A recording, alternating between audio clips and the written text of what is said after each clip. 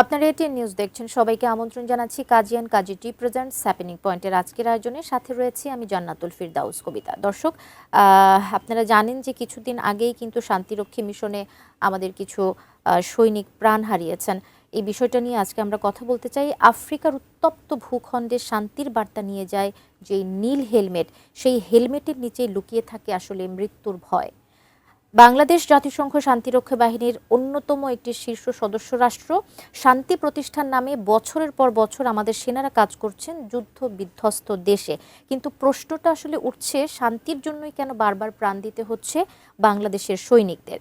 মাত্র কয়েকদিন আগে যে ঘটনাটি ঘটে গেছে, বিচ্ছিন্নতাবাদীদের হামলায় প্রাণ হারিয়েছেন ৬ জন বাংলাদেশি শান্তিরক্ষী, আহত হয়েছেন আরও অনেকেই। আজ আমাদের প্রশ্ন হচ্ছে, এই ত্যাগটা কি আসলে অনিবার্য, নাকি ঝুঁকি ব্যবস্থাপনায় কোথাও বড় রকমের ব্যর্থতা রয়ে গেছে? এসব নিয়ে আজকে আমরা কথা বলবো। কথা বলার জন্য আজকে আমাদের হ্যাপেনিং পয়েন্টে আমরা আমন্ত্রণ জানিয়েছি অধ্যাপক কর্নেল অবসরপ্রাপ্ত কাজী শরীফুদ্দিনকে। তিনি একজন নিরাপত্তা বিশ্লেষক। আপনাকে আমন্ত্রণ জানাচ্ছি স্যার আমাদের আজকের হ্যাপেনিং পয়েন্টের আয়োজনে। ধন্যবাদ। আচ্ছা, যেটা বলছিলাম, আমাদের হ্যাপেনিং পয়েন্টের বিষয় আজকে আমরা নির্ধারণ করেছি শান্তির মিশনে শহীদ। শান্তি প্রতিষ্ঠার জন্য এত প্রাণহানি, এটা কি সত্যি অনিবার্য মনে করছেন? ধন্যবাদ টিভি কর্তৃপক্ষকে, ধন্যবাদ আমার উপস্থাপক আর আমার শ্রদ্ধেয় দর্শক শ্রোতাদের। স্বজনহারা মানুষের সান্ত্বনা দেওয়ার ভাষা আমার জানা নাই। স্বাধীনতার বিজয় দিবসের মাস ডিসেম্বরে যারা স্বাধীনতার জন্য আত্মাহুতি দিয়েছেন তাদের প্রতি শ্রদ্ধা, এবং গত শনিবারে দেশপ্রেমিক সেনাবাহিনীর যে ৬ জন সৈন্য আত্মাহুতি দিয়েছেন তাদের প্রতি শ্রদ্ধা রেখে আমি আমার আলোচনা শুরু করছি। বিষয়টি দুঃখজনক, বেদনাদায়ক এবং গভীর উদ্বেগের। আমাদের দেশ শান্তিরক্ষী মিশনে 1988 সালে 15 জন মাত্র অবজারভারের গমনের মধ্য দিয়ে যাত্রা শুরু করে। এই 35 বা 36 বছর যে আমরা বিশ্বের বুকে আমাদের পেশাদারিত্বের স্থান আমরা দখল করে নিয়েছি। এখানে মাঝে মাঝে বিভিন্ন ঘটনা, দুর্ঘটনা ঘটে। এই জিনিসটা একজন দেশপ্রেমিক সেনাবাহিনীর প্রাক্তন সদস্য হিসাবে এবং প্রাক্তন শান্তিরক্ষী বাহিনীর একজন সদস্য হিসাবে সমগ্র বাঙালির সামনে আমি জানিয়ে দিতে চাই, আপনাদের বোঝা উচিত যে বিশ্ব শান্তির জন্য যারা জীবন আত্মাহুতি দিয়েছে, আজকে তাদেরই বাসায় শোকের মাতম চলছে। এটা আমাদের জন্য অত্যন্ত কষ্টের, বেদনাদায়ক, কিন্তু পেশাদারিত্বের দিক দিয়ে এটা আমাদের অত্যন্ত গর্বের।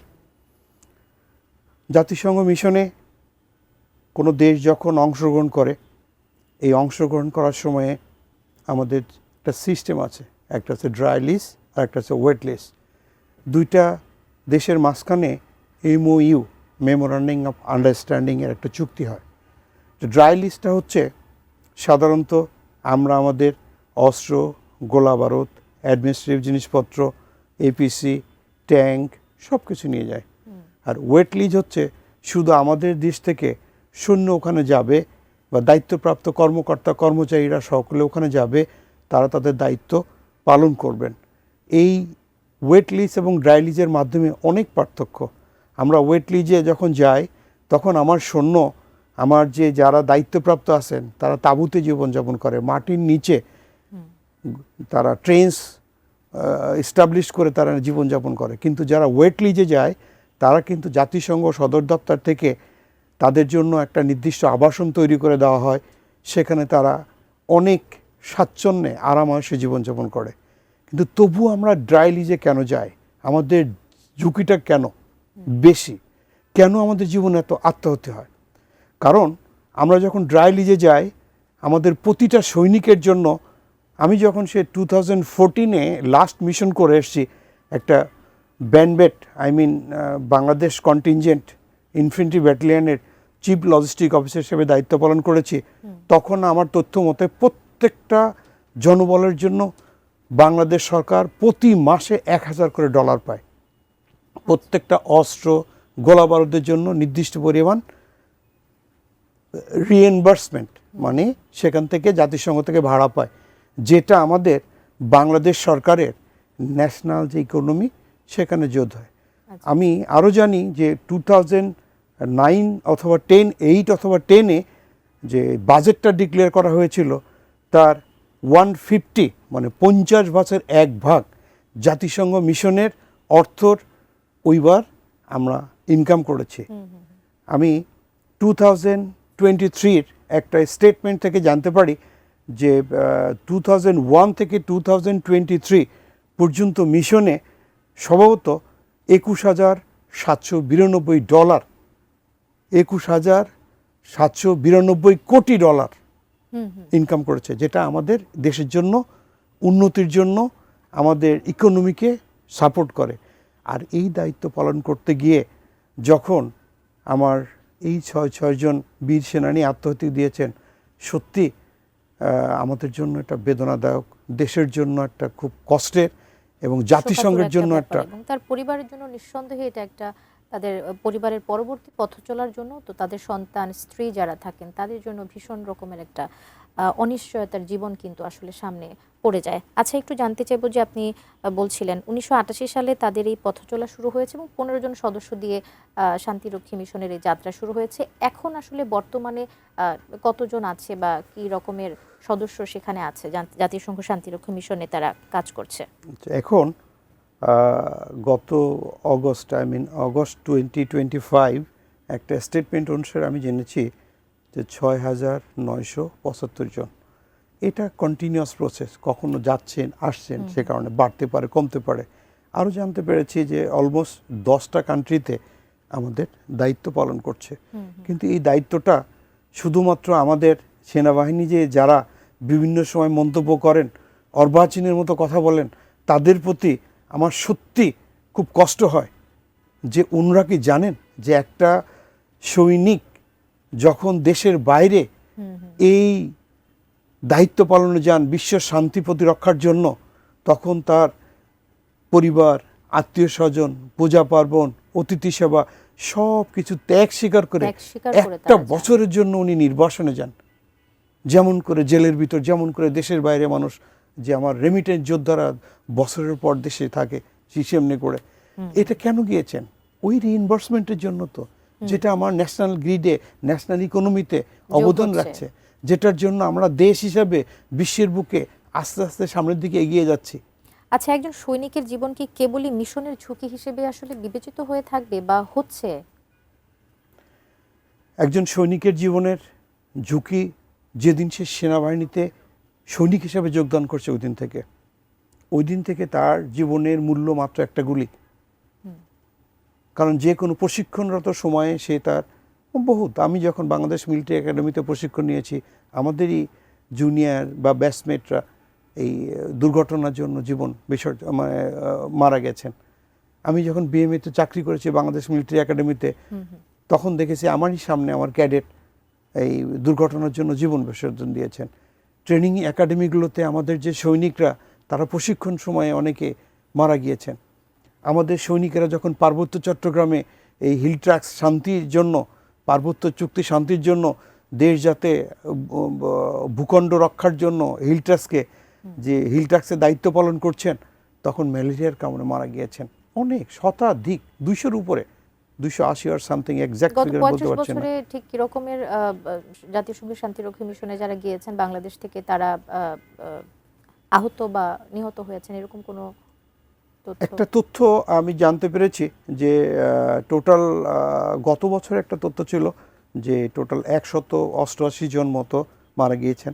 তো প্রতিনিয়ত এটা ঘটেছে। আমি আমার সার্ভিস লাইফে আমি দেখেছি যে কঙ্গো ইতুরি ব্রিগেড ছিল, ওখানে বড় ধরনের একটা দুর্ঘটনা ঘটেছিল। বেনিন ক্রাশ, যারা মিশন, আমি তখন সিয়েরা লিওনে, তো তখন আমি নিজে চোখে দেখেছি তাদেরকে কেমন করে 15 জন আত্মহত্যা দিয়েছিল বেনিন ক্রাশে। এই বিষয়টা আমরা জানবো। তাছাড়া আরেকটা বিষয়, ক্ষতিপূরণ কি আসলে কখনো একজন স্বামী, বাবা বা সন্তানের শূন্যতা পূরণ করতে পারে কিনা? আমাদের একটা বিরতির সময় হয়েছে, আমরা ফিরে এসে প্রশ্নের উত্তরটা আপনার কাছ থেকে নিতে চাই। দর্শক, হ্যাপেনিং পয়েন্টের আয়োজনে আছি, অতিথিকে সাথে নিয়ে আমরা আবারও ফিরে আসছি এই আলোচনায়। আমাদের সঙ্গেই থাকুন।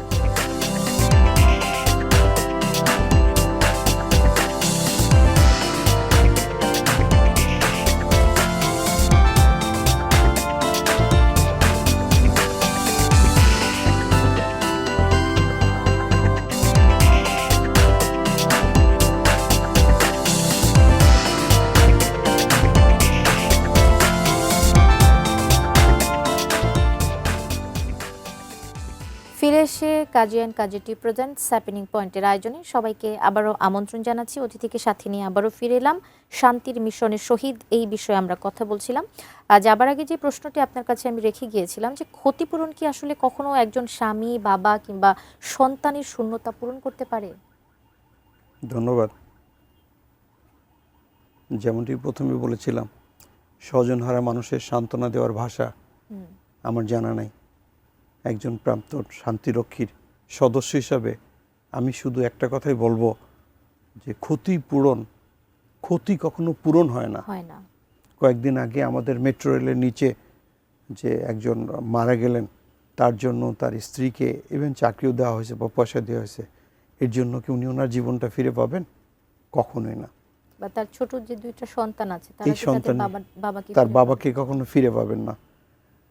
এই প্রসঙ্গ যখন আসে বারবার ফিরে যায়। আমি যখন আমার মিশনে ছিলাম, আমার সন্তান, আমার স্ত্রী, আমার পরিবার, আমার আত্মীয় স্বজন প্রতীক্ষায় থাকতো কখন আমি আসব, কখন একটি টেলিফোন করব। কিন্তু আজকে যখন সেই প্রতীক্ষার রেজাল্ট হিসাবে একটা ডেড বডি রিসিভ করবে আত্মীয় স্বজন, তার বিনিময়ে যত টাকায় দিক, সেটা কি কোনো ক্ষতিপূরণ হয়? কখনোই না। 1971 সালে বীর মুক্তিযোদ্ধারা যেমন করে অবদানের মাধ্যমে শহীদ হয়ে দেশ একটা স্বাধীন উপহার দিয়ে গেছেন, আমাদের এই জাতিসংঘ বীরে যারা আত্মাহুতি দিয়েছেন, তারা বিশ্ব শান্তি রক্ষায় বাংলাদেশের অবদান আন্তর্জাতিকভাবে তাদের পেশাদারিত্বের স্বীকৃতি রেখে গেছেন। এটাই আমাদের পরম শ্রদ্ধার পাত্র, যে এটা আমাদের স্মরণ করতে হবে। প্রতি বছর শান্তিরক্ষী দিবসে সাধারণত যারা মারা যায় তাদেরকে হ্যামারশট পুরস্কার দেওয়া হয়, কিছু আর্থিক সহযোগিতা দেওয়া হয়। কিন্তু একজন দেশপ্রেমিক সেনাবাহিনী দেশের জন্য কতটুক নিজেকে আত্মাহুতি দেন, বিসর্জন দেন, এটা আমাদের সকল পেশার যারা দায়িত্বে আছেন তাদের একটু বোঝা উচিত, যে তারা জল, স্থল, আকাশপথে যেখানেই যাইবার আদেশ করা হয় সেখানেই যাইতে বাধ্য থাকবেন। দেশের প্রয়োজনে দেশে এবং দেশের বাহিরে শান্তি রক্ষার জন্য আত্মাহুতি দিয়ে থাকেন। আচ্ছা, এই রিসেন্ট যে ঘটনাটা ঘটে গেছে, বিচ্ছিন্নতাবাদীদের হামলায় যে 6 জন বাংলাদেশি শান্তিরক্ষী প্রাণ হারিয়েছেন, তাদের মধ্যে 2 জন ছিলেন একজন ম্যাসওয়েটার আর একজন ধুপি ছিলেন। অনেকে এই বিষয়টাকে দেখছেন যে তাদেরকে কেন কাউন্ট করা হচ্ছে, এটাকে আপনি কিভাবে দেখেন? এটা নিয়ে তো অনেকটা বিতর্ক বা সমালোচনা আমরা শুনতে পেয়েছি। তারা কি আসলে তাদের জীবনের ঝুঁকিটা নেননি? Very good question. আমি অত্যন্ত দুঃখের সাথে বলতে চাই, যারা এই আমার 2 বীর সেনাদের নিয়ে, আমি সেনাই বলছি কারণ তারা সেনাবাহিনীর ইউনিফর্ম পরে দেশের বাইরে রাষ্ট্রীয় দায়িত্বে, জাতিসংঘের দায়িত্ব পালন করছিলেন, সেই জন্য তাদের আমি বীর সেনা বলে উল্লেখ করছি। তাদেরকে নিয়ে এই যে অথর্ব আলোচনা বা সমালোচনা করছেন। সেনাবাহিনীতে বিভিন্ন পেশার লোক আছেন। জুতা তৈরি করতে হলে জুতা পালিশ করার জন্য কিছু লোক ছিলেন, ইউনিফর্ম তৈরি করতে হলে ইউনিফর্ম সেলাই করার জন্য কিছু লোক থাকে, অফিসার। আমরা যারা যুদ্ধ করি বা দায়িত্ব পালন করি, আমাদের সৈনিকদের খাবার জন্য যারা রান্না তৈরি করেন, যারা পরিবেশন করেন, যারা রান্না তৈরি করেন বা পরিবেশন করে, তারই একজন হচ্ছে ম্যাসওয়েটার, যে ইউনিফর্ম পরিষ্কার করেন, যুদ্ধের জন্য সার্বিক সহযোগিতা করেন। সঠিক সময়ে ইউনিফর্ম না পেলে কিন্তু যুদ্ধে যেয়ে দাঁড়ানো যায় না, সঠিকভাবে স্মার্টনেস প্রদর্শন করা যায় না সমগ্র বিশ্বের সামনে একটা সুন্দর ইউনিফর্ম না করে। এই সুন্দর ইউনিফর্মটা যিনি উপস্থাপন করে দেন, উনিই কিন্তু আমাদের মানে সার্ভিস অ্যাসিস্ট্যান্ট, একজন ম্যাসওয়েটার বা একজন ধুপি। তাদেরকে তুচ্ছ করে দেখার কোনো ভাবার কোনো প্রশ্নই নাই। এটা পেশাদারিত্বের প্রতি আঘাত আনা হচ্ছে। যারা এগুলো বলছেন তারা সত্যি অর্বাচীনের মতো কথা বলছেন। সেনাবাহিনী সম্বন্ধে কোনো জ্ঞান নাই, দেশ মাতৃকতা সম্বন্ধে কোনো জ্ঞান নাই, দেশ প্রেমিক সম্বন্ধে কোনো জ্ঞান নাই, জাতিসংঘ সম্বন্ধে তাদের কোনো জ্ঞান নাই। আচ্ছা স্যার, যে দেশগুলোতে আসলে বাংলাদেশের সেনারা মোতায়েন আছে, সেখানে নিরাপত্তা প্রস্তুতি কি আসলে পর্যাপ্ত পরিমাণে আছে? দেখুন, জাতিসংঘ শান্তি রক্ষা মিশন কখন ডিক্লেয়ার করে? কোনো যুদ্ধ বিধ্বস্ত দেশ যেমন যেখানে এই ঘটনাটা ঘটেছে, এটা কোথায় ঘটেছে? আফ্রিকার দেশ সুদানের কাঠগুলি লজিস্টিক বেস আবেই। এখানে 2011-এ দক্ষিণ সুদান এবং সুদান এই দুইজনের মাঝখানে মতবিরোধ হয়। মতবিরোধ হয়ে দুইটা দেশ ভাগাভাগি হয়ে যায়। ভাগাভাগি হওয়ার কারণ আবেই যে রাষ্ট্রটা, মানে যে শহরটা, এটা ছিল খনি বা তেল সমৃদ্ধ শহর। এটার উপরে আধিপত্য বিস্তার নিয়ে তারা একে অপরের সেনাবাহিনী এবং বিচ্ছিন্নতা বাহিনী, মিলিশিয়া বাহিনীর মাঝখানে যুদ্ধবিগ্রস্ত হয়। তো তখন জাতিসংঘ ওখানে ইউএন ফোর্স পাঠায়। তা ইউএন ফোর্সের এই মিশনে 2022 সাল থেকে দায়িত্ব পালন করছে বাংলাদেশ এই সেনাবাহিনী, যেটাকে বলা হয় UNISFA, united nation interim security force, Abyei. এই আবেতে ঘটনা স্থানকাল পাত্র হিসাবে আগে যেমন শুধু অস্ত্র দিয়ে আঘাত করত, পাথর দিয়ে আঘাত করত, এখন আইসিটি মানে এক্সপ্লোসিভ দিয়ে আঘাত করত, এখন ড্রোন দিয়ে আঘাত করা শুরু করছে। কারণ মডার্নাইজড বিশ্বে যে সন্ত্রাসীর কাছেও মডার্ন ওয়েপন চলে আসছে, তারই একটা জ্বলন্ত উদাহরণ হচ্ছে ড্রোন হামলা। সাধারণত এর আগে বাংলাদেশি মিশনে কোনো বাংলাদেশিদের উপর ড্রোন হামলা হয়নি। This is the first time এটা ড্রোন হামলা হয়েছে। আচ্ছা স্যার, নিহত এবং আহত পরিবারের জন্য দীর্ঘমেয়াদী পুনর্বাসনের রাষ্ট্রের ভূমিকা কতটুকু কার্যকর বলে আপনি মনে করেন? দেখুন, এই দুর্ঘটনা ঘটার পরপরই আমাদের রাষ্ট্রের যিনি তত্ত্বাবধায়ক সরকারের প্রধান আছেন ডক্টর ইউনূস সাহেব, ওনাকে কিন্তু জাতিসংঘ মহাসচিব টেলিফোন করেছেন এবং দুঃখ প্রকাশ করেছেন।